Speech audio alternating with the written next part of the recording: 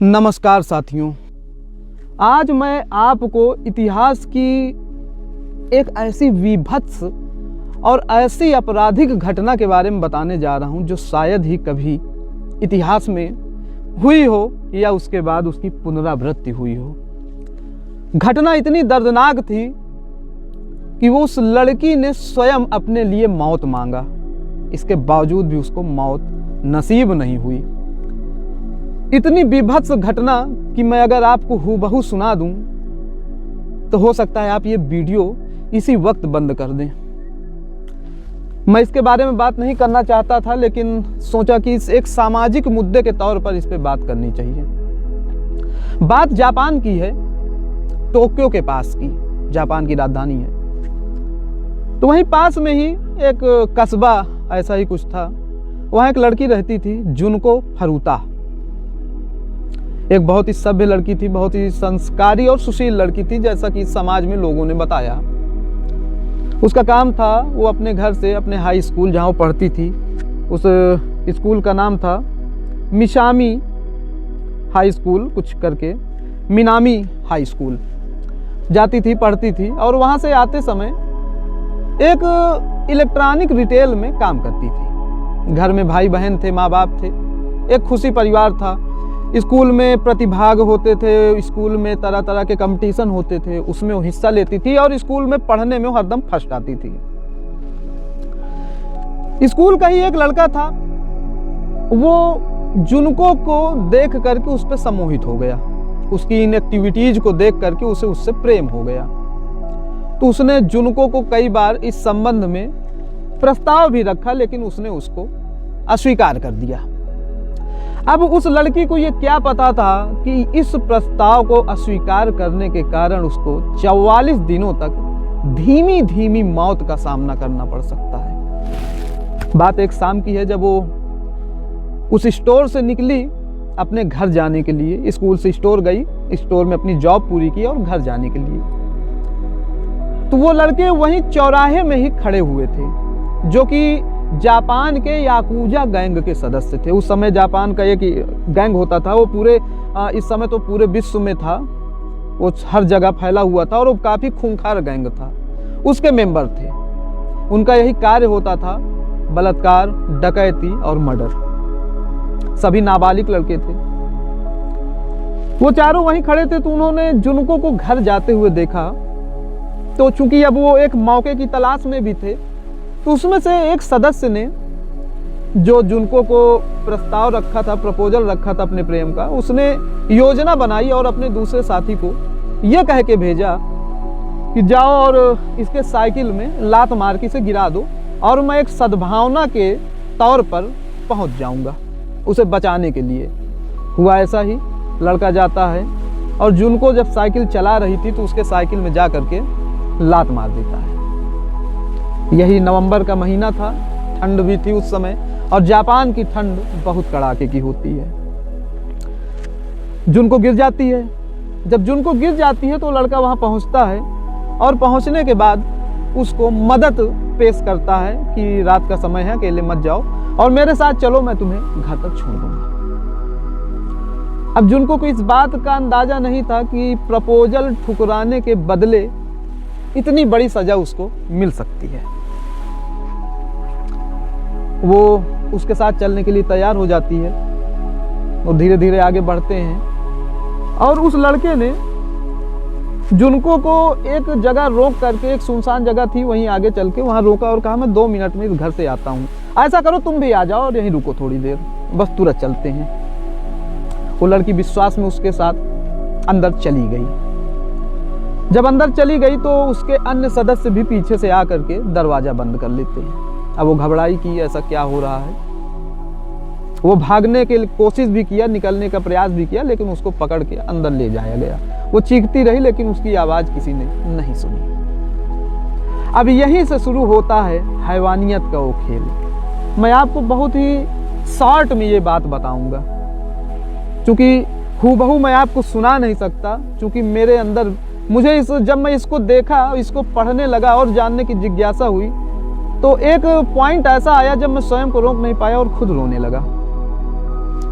वो लड़की अंदर जाती है। उन चारों ने मिलकर बारी बारी से पूरी रात उसका रेप किया। दिन भर उसको वहीं रखे रहे और अगली रात में उसको निकाल करके उसके दूसरे सदस्य के घर में ले जाते हैं। घर ले जाकर के उसको वहां बंद करते हैं। अब चूंकि दूसरे सदस्य के माता पिता को ये बात तो पता चलती है, लेकिन वो किसी से इसको बताते नहीं। उसका ये पहला मौका था, क्योंकि जब जुनको फरूतो को उस घर ले जाया गया तो दूसरे सदस्य के माता पिता उस घर गए हुए थे और उन्हें पता था कि ऊपर कोई लड़की है, चीख रही है, चिल्ला रही है, लेकिन लोक लज्जा या जो भी कारण रहे हों, उन्होंने या उनका पुत्र इसमें इन्वॉल्व था, इन सब कारणों को देखते हुए उसको नहीं किसी से शेयर किया। अब यहीं से शुरू हुआ दूसरा हैवानियत का खेल। दूसरी जगह थी, लोगों को उसकी चीख पुकार भी सुनाई पड़ती थी, पर कोई उसमें एक्शन नहीं लिया। रोज उसके साथ बारी बारी से दिन में कम से कम 25 से 30 बार रेप होता था। वो नाबालिग लड़की, और उसके साथ एक एक दिन में 25-25 बार रेप। एक बहुत बड़ा हृदय विदारक घटना है ये।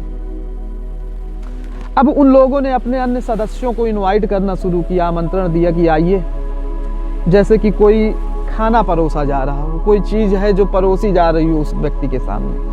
उस तरह जुनको फरूतो को रखा गया। कड़ाके की ठंड में उसको नग्न अवस्था में खिड़की के पास लिटाया जाता था। उसको पंचिंग बैग, आप लोग जानते होंगे, जो मुक्के मारे जाते हैं जिसमें बालू भर करके, उसके हाथों को बांध करके छत से उस लड़की को टांग दिया जाता था और इसके बाद उसके साथ दुष्कर्म की घटना को अंजाम देते थे और फिर उसको मारते थे।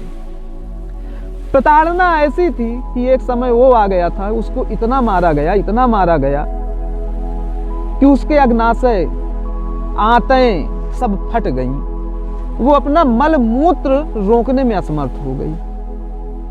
उसे कई कई दिनों तक भूखा ही रखा जाता था। उसे खाने के लिए जो डाटा उपलब्ध है उसके अनुसार तो उसको उन दिनों में खाने के लिए दिया ही नहीं जाता था। फिर एक ऐसा समय आ गया जब उसे खाने के लिए देते थे तो काकरोच देते थे, तिलचट्टा।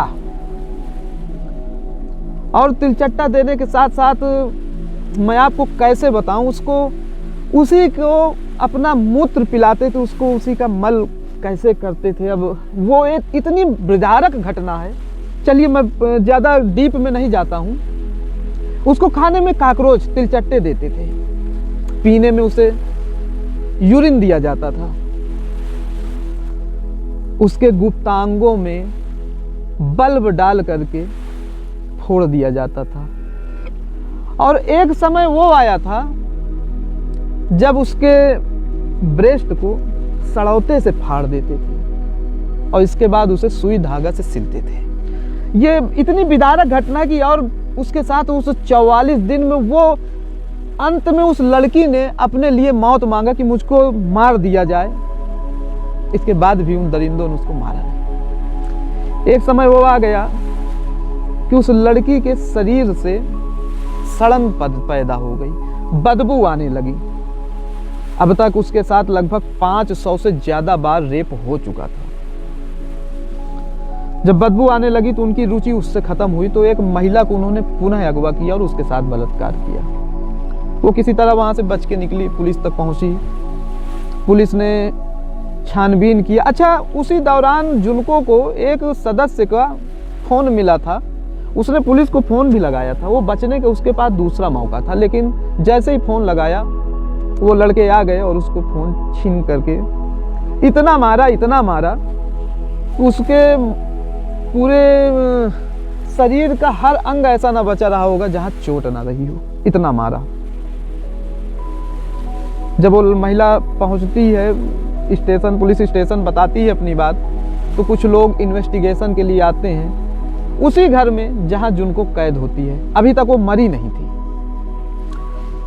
वहाँ उस लड़के के माता पिता ने उन्हें आमंत्रण दिया कि आप आइए, देख लीजिए, घर में कोई नहीं है। तो पुलिस वालों ने उसको सही माना और वहां से चले गए।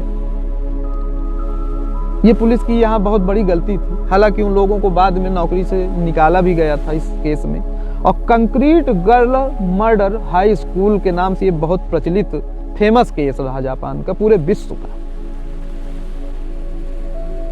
एक दिन वो लोग रात्रि में बैठे, जुनको को लाया गया, उसके साथ अमानवीय कृत्य पुनः किए गए और उसको एक खेल खेलने का न्योता दिया गया। जापानी में उनका कुछ खेल होता है कि अगर तुम जीत जाओगी तो हम तुम्हें छोड़ देंगे। खेल खेला गया, जुनको सौभाग्य से जीत जाती है, तो उसमें से एक सदस्य को बहुत ज्यादा क्रोध आ जाता है, तो वो कुछ द्रव्य लाता है जलाने वाला और उस जुनको के ऊपर थोड़ा थोड़ा करके उसको जलाने लगता है। आग ज्यादा हो जाती है, हालांकि उनको जलाने के बाद वो लोग चले जाते हैं और ये सोचते हैं कि हो सकता है ये आग अभी बुझ जाएगी, लेकिन वो आखिरी दिन था जुनको का उस नरक से मुक्ति पाने का। जुनको जल गई और वहीं मर गई।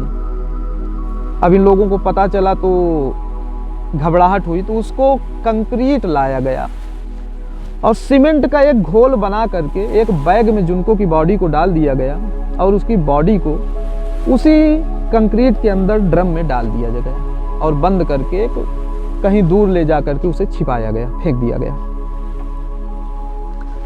उस बलात्कार के मामले में वो लड़का पकड़ा जाता है, जो महिला को पकड़ के उन्होंने किया था, उसमें से ये बात खुलती है।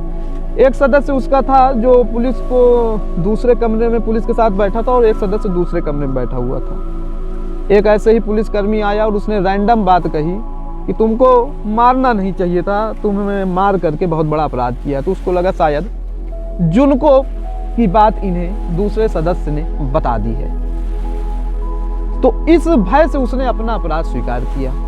मामला कुछ था, वाकया कुछ निकला। पुलिस मौके पे जाती है, कंक्रीट से लड़की पाई जाती है और लचीले कानून की वजह से वो सारे लोग 8 साल, 5 साल, 10 साल की सजा पाते हैं, क्योंकि किशोर होने की वजह से उनको नरमी बरती गई। हालांकि लोगों ने मांग उनके फांसी की लेकिन उन्हें फांसी नहीं दी गई। ये कानून है ऐसा। वयस्कों की सोच रखने वाले लड़के अवयस्क की श्रेणी में आ जाते हैं।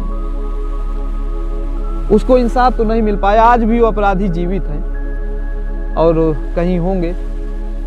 कुल मिलाकर के ये कहानी बताने का मेरा तात्पर्य इतना था कि इनसे हमें सीख लेनी चाहिए। समाज में लोग हैं, थोड़ी वीडियो लंबी हो रही है लेकिन बस थोड़े से शब्द और बचे हैं। समाज में लोग हैं, महिलाएं हैं। आज की डेट में भी भारत जैसे देश पे भी जहां सद्भावना को प्रथम रखा जाता है, वहां भी इस तरह की बलात्कार की घटनाएं आती हैं सामने। तो कहीं नहीं तो कहीं थोड़ा सा संभल के चलने की ज़रूरत है और थोड़ा सा होशियार रहने की ज़रूरत है। ऐसी कहानियों से सीखना चाहिए कि किस पे भरोसा किया जाए, किस पे नहीं किया जाए। चलिए इसी के साथ मैं विदा लेता हूँ और मिलते हैं अगले सोमवार को एक नई कहानी के साथ, जो समाज को जोड़ेगी और समाज पे एक नया प्रभाव डालेगी और कुछ सीखने को मिलेगा। जय हिंद।